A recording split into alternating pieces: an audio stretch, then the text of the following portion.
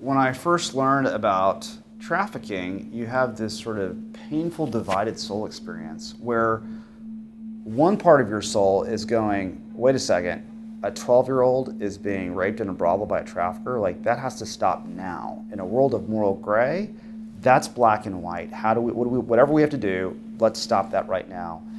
And the other part of your soul is looking at the larger scope of the problem and saying, wait a second, there's 25 million victims who are in some version of that story today. Whatever the nonprofit community says, it's just gonna be a drop in the ocean. And it's not really gonna make a difference. And in 5 years, I'm gonna come back and hear the same statistics all over again. I don't wanna hear about trafficking, I don't wanna talk about it, it's just too painful. Don't tell me about something that's gonna draw my heart in only for me to realize that I'm really powerless to do anything about it. And the most common reaction is we just wanna change the channel.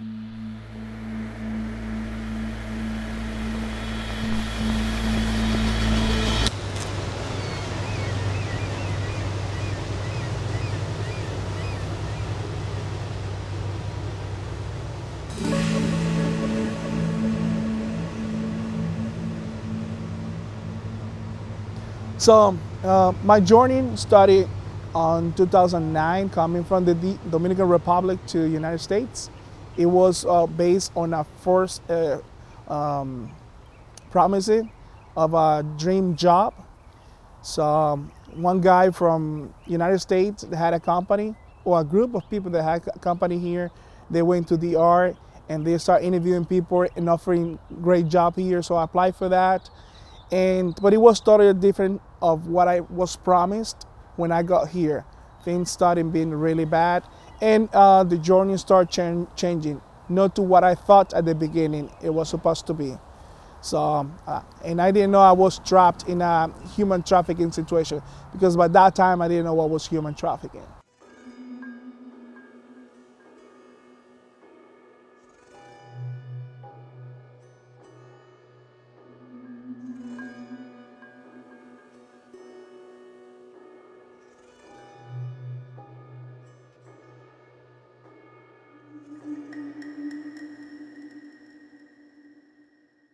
Whatever technology is created in general, it's powerful or can be powerful. It's not the technology itself; it's the way humans end up using it that makes it be used for a good cause or a bad cause. The fraudster said, "I only took my scams as far as I needed to take them." So if people would ask me one more question than I was prepared to answer, they would have caught me. But people want to believe. And so they just ask one question. There's lots of reasons why human beings traffic other human beings for their own profit. People traffic other people because they don't have God in their heart.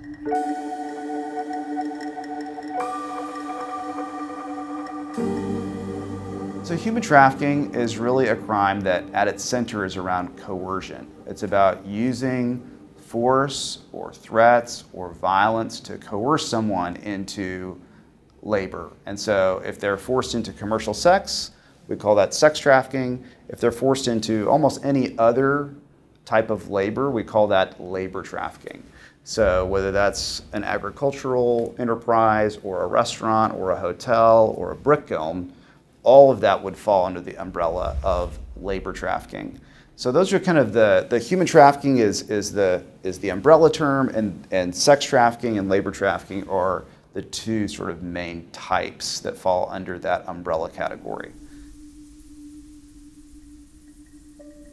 With sex trafficking, by the very nature of the enterprise, you have to, as a trafficker, constantly expose your victims to outsiders.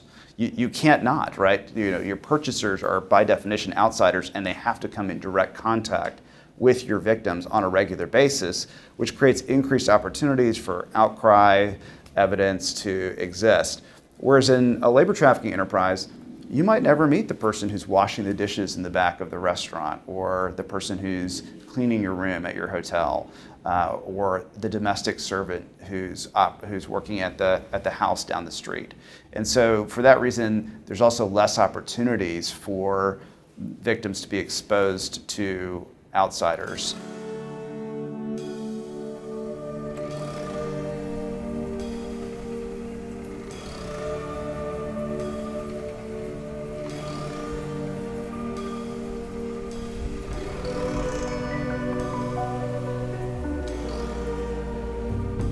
My name is Ronny Marty. I'm an advocate against human trafficking. I'm also part of a community, ISTAC, which is an International Survival of Trafficking Committee. We see like 58 countries, but I'm the owner of my own business. Actually, I'm sorry, it's a cleaning company. You don't mind me asking, how old were you when you came to the U.S. again? It was so long time ago that I don't remember. No, let's see. Oh God. So I'm 45. I'm gonna turn 46. By the time that I came to the U.S., I was I don't remember. When I got trapped in the situation, I was mature enough. I was on my 30s.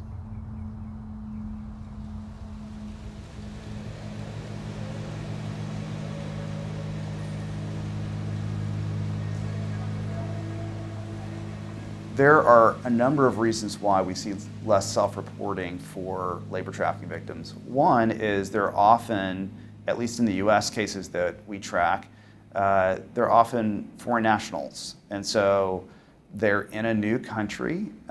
They are less familiar with that country. We came to this country thinking like, we're gonna work in what we signed for, something that didn't happen. So that's when we met one of the managers of that company who came to us and said, you have two options here because I have news for you. One is good, one is bad. So the bad news is we don't have the job that we told you in Kansas City. And the good news, we have jobs in Huntsville, Alabama. So it's up to you. You take it or you leave it. Traffickers will often take their identity documents, their passports, and so then they're scared about the consequences, and traffickers will amplify that fear and say, look, you think it's bad here. If you don't cooperate, then I can report you to the immigration authorities, and however bad you think this is, it's going to be far worse when they get a hold of you. And so they inculcate a sense of fear in the victims that however bad this is, it will be far worse if you try to report it. People were telling me if you go to the police, you know what they're gonna do? They're just gonna take your information, they're gonna kick you out, they're gonna treat you like a piece of meat. And I was like, what else could happen? I don't care anymore. I think it's important to understand that forced labor cases are very nuanced and they're complicated. They're complicated to investigate and prosecute. And there's a lot of myths that people commonly feel that a victim of forced labor is someone who is physically bound or chained or forced to work, and it's some kind of physical restraint. But what they often don't understand is that the coercion that takes place and the ties that bind victims to forced labor are sometimes invisible. We had a defense attorney in a trafficking case who at one time was arguing to the jury that his client didn't commit trafficking, and his argument was, look, it's not like my client held a gun to the victim's head 24/7. And if you think about that, think about the amount of resources it would take to have someone hold a gun to a victim's head 24/7, right? It's incredibly resource intensive. And so what traffickers have done is they have innovated away from that to much more equally effective methods of coercion that don't require that kind of resource-intensive work on their part.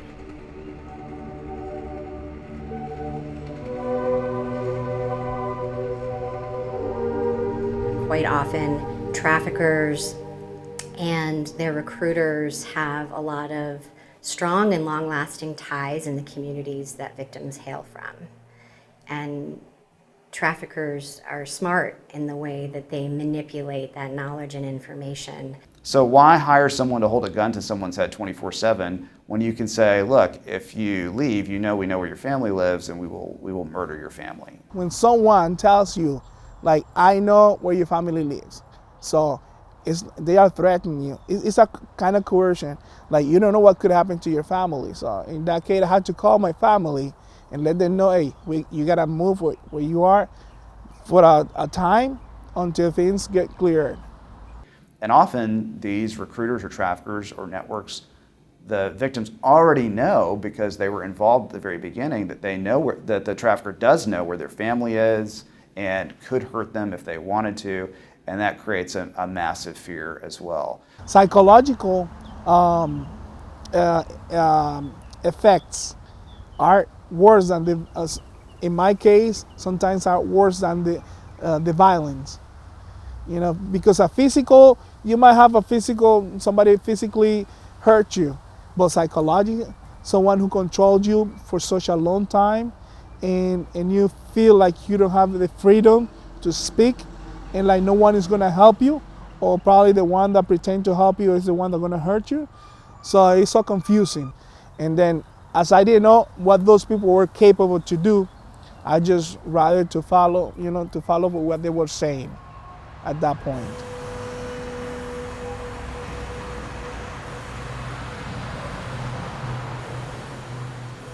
Coercion is one of those elements that's very unique in labor trafficking. It's something that takes place behind closed doors, and it's difficult for us to identify from the outside. And for each victim, it takes on many different faces. Most victims receive multiple forms of coercion that keeps them in compliance with the forced labor. It makes them feel compelled to engage in the forced labor. In 2020, in reviewing all of the human trafficking cases that were filed in the federal court systems, some of the most common forms of coercion were withholding pay or withholding immigration documents or passports or visas. And so coercion looks very different for each victim. To get into that program, you have to, as we didn't have money, remember that we are coming from poverty, from people in need, that they were desperate to get a job. And when you get this, you say, okay, as I got that job, let me take some money, borrow some money from family and friends, so I will pay back. And with this job, that's what we thought. Okay, we get the job, once we start working, we're gonna pay back. So to go back to our country, when the guy said, you take it or leave it, that wasn't an option for us. We already were like, we had to be here, we had to make the money and pay back. The things started being ugly after that.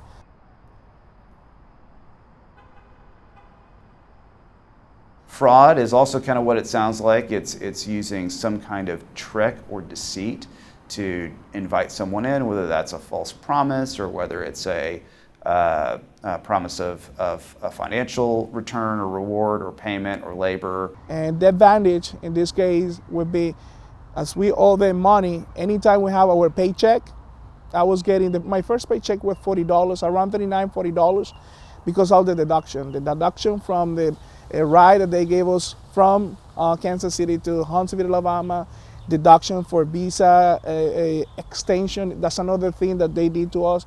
There was so many wrong things that we didn't know, plus the money that we had to pay back. And then if you don't make money, because if you don't make money, you're making little money, you are not able to really pay back.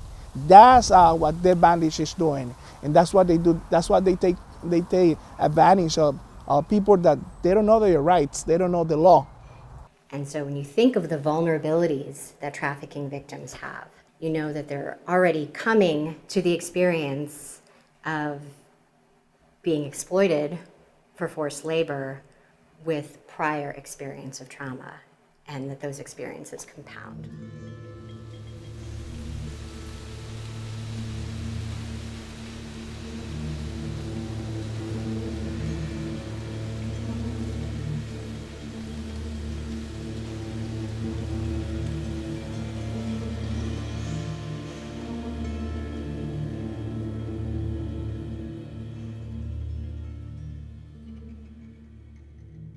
I define supply chains, as many people do, as a network of companies that are trying to get a good to market.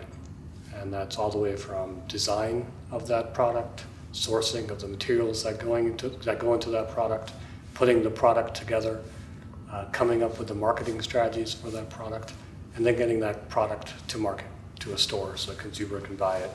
It's the way that goods are manufactured, and it's all the transportation from how the raw materials are harvested or picked or developed, and how the goods are put together, and then shipped to a warehouse and eventually to a retail store. When we talk about labor rights and forced labor, you have to measure the absence of something, which is a really unique challenge in and of itself. I don't know that very many of us think about the people who are behind our clothes other than the store where we bought them from. So take jeans. There's the raw cotton that has to be picked. Then it has to be refined. That goes to another place for that process. And then the material is dyed, and I never think about the chemicals that go into dyes. Those have to be produced. Then it gets cut and assembled. That all happens at different factories often. And then once your material's assembled, you have to put in zippers and buttons. Nowadays, we like a little bit of distress to our jeans. Believe it or not, that goes to a whole other factory that specializes in distress. And then after all of that, you add the brand label, which sometimes happens again at another factory. And after all of that, it's then shipped to a warehouse and then to the retail store. And so a supply chain, it's that entire process. And when you think about how many companies can be in an individual supply chain, it's an exponential equation, right? I looked at one system, one plane, and we saw over 4,000 companies that over the last 5 years have contributed to that one plane. So the more steps that there are in the supply chain, the more opportunity there is for forced labor and frankly other human rights impacts or environmental impacts. And anytime you have a chance to make 1,000 choices, the end state is going to be complex. It's a web, a complex but traceable web.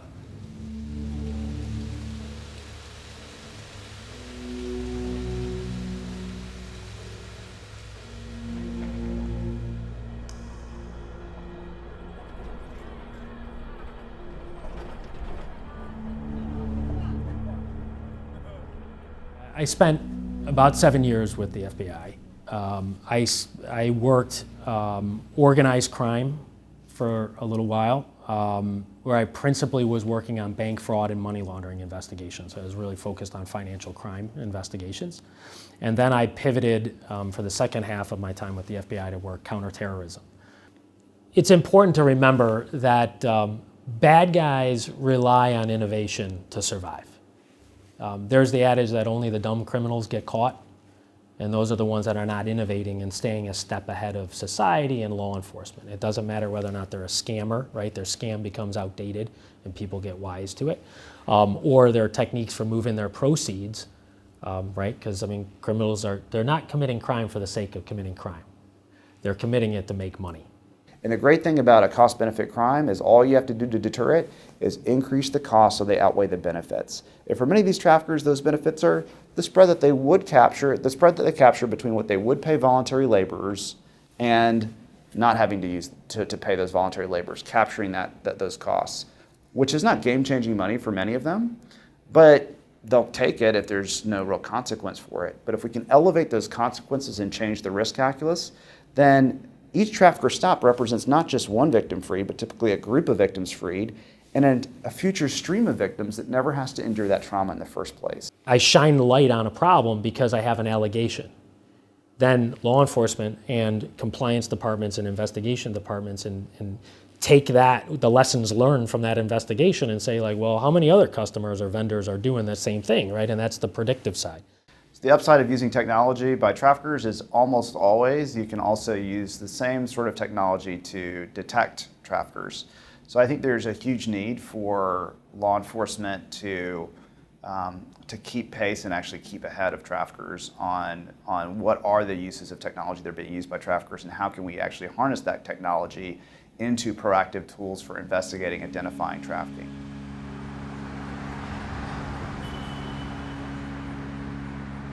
The wonderful thing about data is that it doesn't lie. Numbers are concrete, and they help us measure our success. They help us measure what things are working and what things are not working in our investigations and our prosecutions. And so I feel like it's important that we use data to our benefit, that we use technology, that we use the information that it provides to help us look at those emerging trends and key findings and to inform others and empower them in their anti-trafficking efforts. The private sector is going to have deep information. So they'll have a lot of information about their customers, their suppliers, their vendors, their employees. So it's very deep within a silo. Whereas the public side of it has the ability to go broad and bring together a number of those deep silos. What we're learning is that by working smarter through technology, we actually can improve the integrity of our cases. And we do that through partnering with certain companies that provide us with access to different types of forensic data, whether it be records, financial records, things that create transparency in those supply chains for corporations are incredibly important in this type of work. So when you partner, you're exponentially increasing the population of data that you have to analyze. But then it raises the challenge of like, well, what do I do with more data?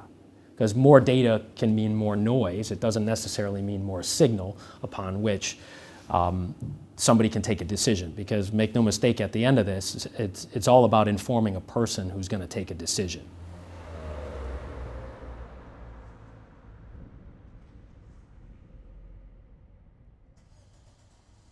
In my experience as a prosecutor, juries want to see stuff outside of what a victim says because often they don't believe the victim. So when you're showing them raw data, you're showing them hard evidence that they can see that's objective, it's very powerful in a prosecution. The first step is identify all the players that are involved in that, getting it from like the, whether or not it's from the cotton field or from the mine, right through to the, to the manufacturing plant, through the distribution center, out to the customer.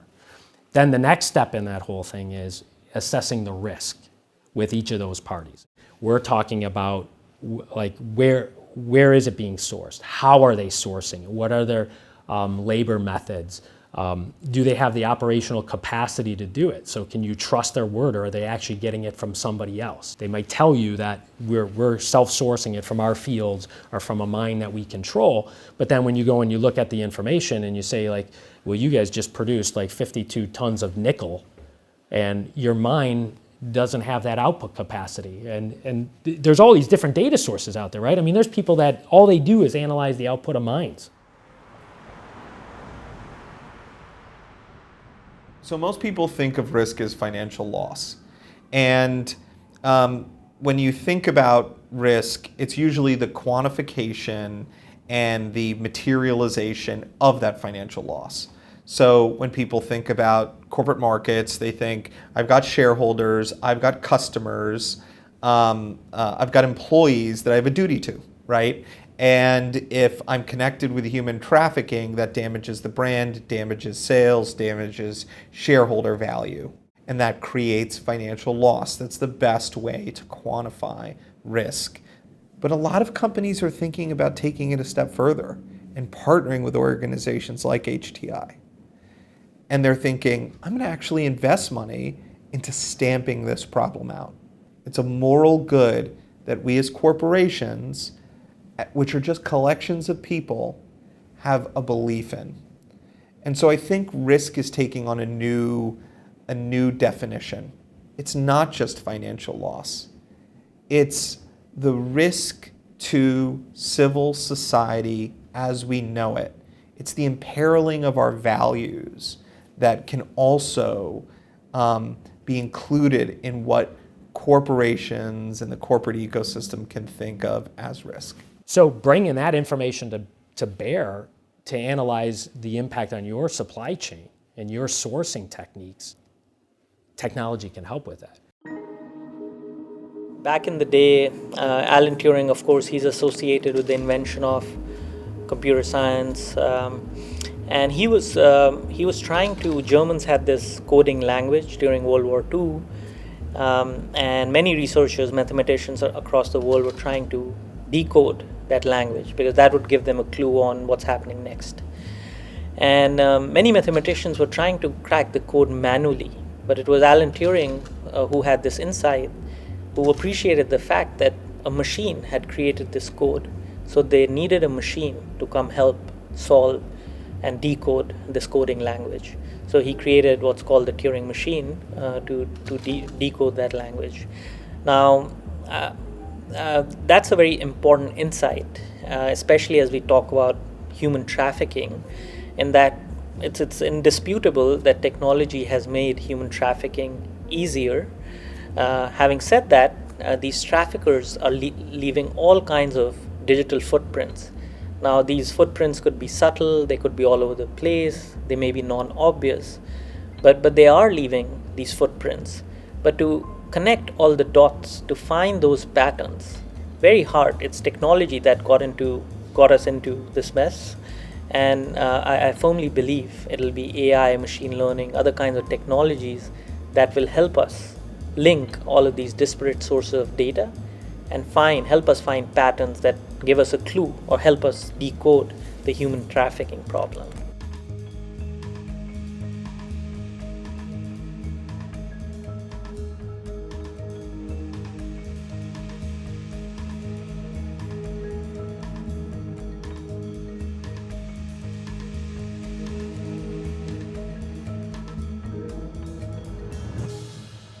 So natural language processing, it's the deconstruction of language into parts and pieces that can be classified as different parts of speech that have different meaning. The best example for NLP that I have is you can have target the company, you can have an acquisition target, and you can have a target that you shoot. And all of those could be used interchangeably in the same email, in the same document. The meaning of the same set of words could be vastly different. And more than meaning, the impact they actually have on an investigation could be wildly different. We are surrounded by natural language processing. So it's like you have like Siri or like Hey Google or Alexa, they are all natural language. Like in your phone, when you write a message and then that is a next word, the phone suggested what is the next word, that is NLP as well. And so NLP, it's the deconstruction of language for the classification of information so that we can extract meaning from that language and utilize it in context. 7's lucky in some countries, it's not lucky in other countries, right? I mean, but that's contextualizing. Like, it's a 7, who cares, right? So you've got to be able to, put some context to those numbers, because by itself, very rarely does it mean anything. Right? So putting all of this context together actually helps us understand what these words really mean and what impact they can have on something we're looking for. We took probably 6 months and several staff members to comb through the information that we did have on factories, try to match it up with audit reports that were publicly available, and then you got to go into a whole other database to match that up with actual shipments that are coming into the U.S. So having all of that in a machine-readable format would take a computer seconds and would enable us to just have a much better handle on where our products are coming from.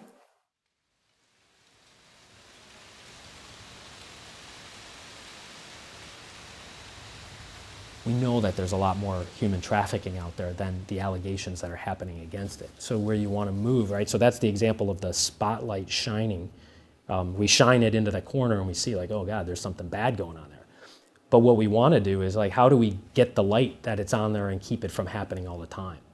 And that's where we'll implement artificial intelligence that helps us to prioritize what we're actually going to review and what companies we need to look into. Machine learning is the ability of making the machine to actually learn from historical data. What it will do, they are like techniques that will try to find patterns out of those, like of that historical data, and those patterns will be an algorithm that we call a model. I kind of like make the analogy with kids. It's like when you're a kid, like you see the oven or the stove, and then you go and touch it. It's like, yeah, I can't touch this. This is a toy. That's fine. So it's turned off, and you learn that you touched that. But then the stove is turned on, and then the kid goes and touches it. It's like, oh, this is hot. I learned to don't touch this when it's turned on. So it's kind of the human learns the same way. So it's like by experience or like by data. In this case, the data, the input is when the oven is on, I don't touch it. Or like it's hot. When the oven is off, yeah, it's not hot, so I can't touch it. So it's kind of, the model will be that pattern or like that sentence that will say, like, don't touch it when it's hot. The model is like a lesson that you learn that you will keep your whole life. If you know what most businesses look like, you can start to identify the outliers of a business that doesn't meet any of those patterns. This is contextualizing data again. They're not going to come in and tell you that they're opening a bank account to be a human trafficking organization. They're going to lie to you about what they're doing. So then when you ask the question about like, well, does their pattern of behavior actually match the stated business purpose? That's when you're starting to get to the root of the problem. You know, we did a case where a financial institution, we were looking at some of their transactional data around, there was concerns that there was a money laundering ring, or I'm sorry, a human trafficking ring, and they were laundering the proceeds of that through the financial institution. And so we looked at ATM analysis, right, and the proximities of where people were taking their money out from ATMs, right? So we're looking at the account activity, and then the proximity to their address and the time of day. We identify a number of accounts where their ATM, the pattern of their ATM withdrawals is one or two standard deviations outside the normal, meaning like they live in New York City, 90% of their ATM withdrawals are within a 5-block radius. But then there's this outlier of groups that are, let's say they're not in Manhattan, they're over in Brooklyn, and they're always between 1 a.m. and 3 a.m. or 1 a.m. and 4 a.m. Okay, that's an outlier. We've analyzed it. We can run that as a pattern across all of our accounts, and we can say, all right, well, it's that. Now let's go contextualize it. So this is an indicator, and we'll contextualize it. So we have information about that customer. What do they do? Why would they be over in Brooklyn at that time of the day? And all of that created a pattern that was outside of the normal ATM usage for that financial institutions. But the key point was that there was a reason to go look at that, right? There was concern with a couple of accounts. And so you take a look at that. Based on previous transactions that were flagged by a human analyst saying, oh, this is suspicious, and this could lead to labor-like trafficking, the model learned that to recognize those patterns. So when they see like a new suspicious transaction, it can trigger a red flag to tell the analyst that this should be further reviewed.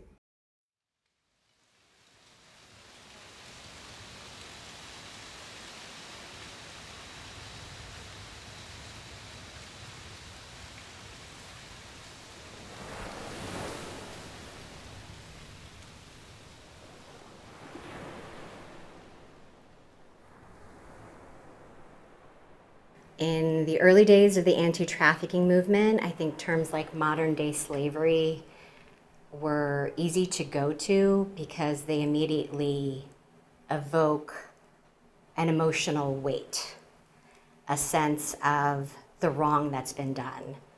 I think when we use the term slavery to describe human trafficking, not only are we not being precise or accurate, but we also run the risk of minimizing, perhaps unintentionally, the generational trauma of slavery.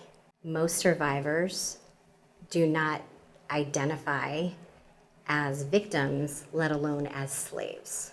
And so if you're using language and terms and imagery that evokes shackles and handcuffs and bondage, and that doesn't align with the lived experience of someone who has endured forced labor, what could happen is that they don't see themselves in this public awareness. They don't see themselves in the lexicon. They don't see themselves in the imagery. And so they might tend to feel a sense of imposter syndrome, to feel like maybe I'm not a victim at all. Maybe what happened to me is not so bad because it's not that. It's not chains and bondage and handcuffs. Most victims do not immediately identify as a victim of human trafficking.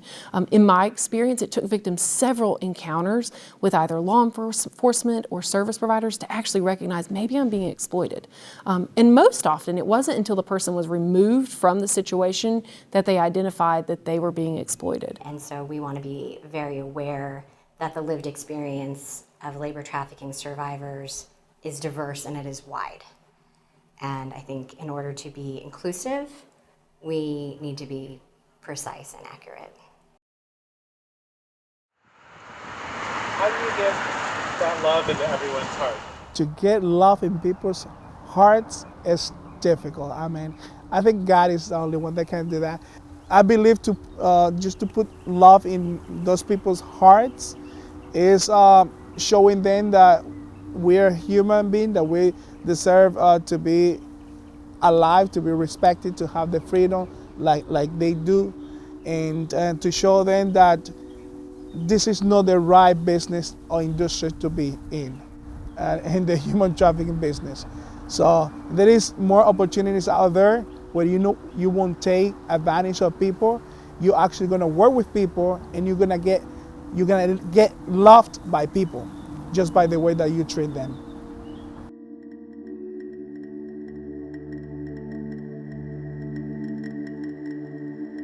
So worker voice, broadly defined, is the ability of a worker to have a say in their working conditions.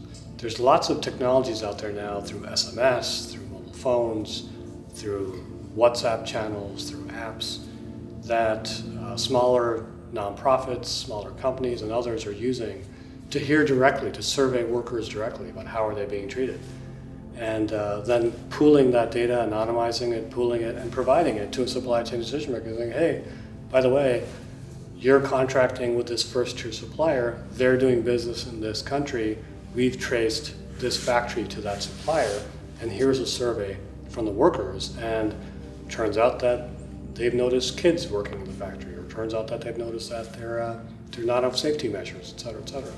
And so that data is more readily available, and what's exciting about it is it's hearing directly from the workers and providing that worker voice directly to someone who can do something about it.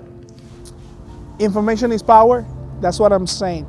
People need to be aware of human trafficking, especially those businesses, those organizations, that you need to know where your labor, your manpowers are coming from, how they're being treated.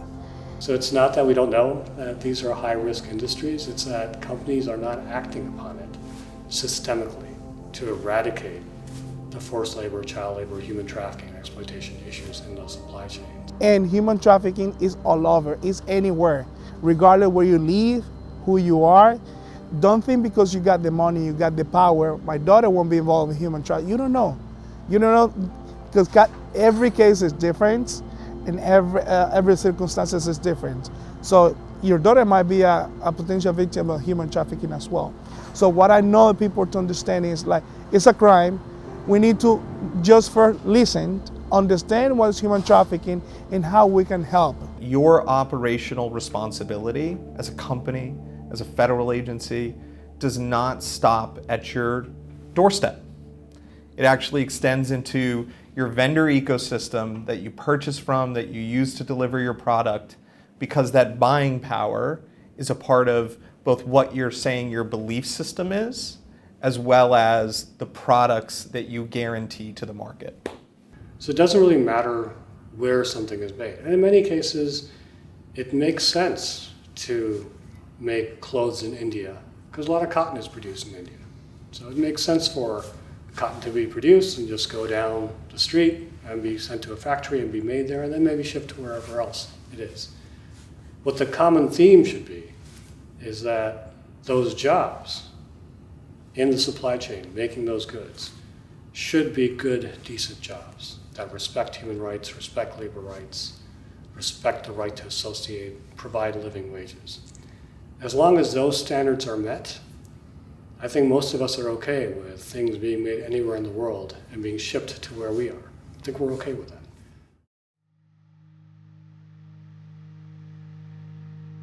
Really nowhere in definitions of justice do you find victims talked about. Victims are not contemplated in justice. There's a reason it's called the criminal justice system. What justice means for a survivor of trafficking is highly subjective.